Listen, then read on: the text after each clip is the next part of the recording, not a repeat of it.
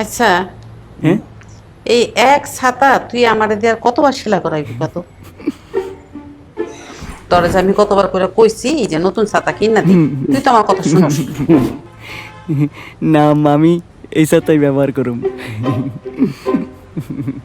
আচ্ছা আম্মা, আমার দাদা আর আব্বাই যে এই ছাতাতে প্রেম করছিল, ওই গল্পটা আরেকবার কর না।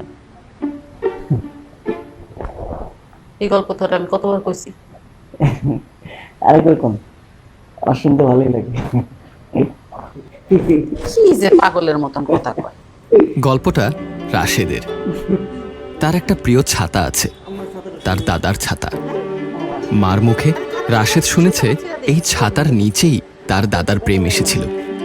তাই প্রতিদিন সে অপেক্ষায় থাকে একজনের। সেটা বৃষ্টির না, একটা মিষ্টি মেয়ের অপেক্ষা।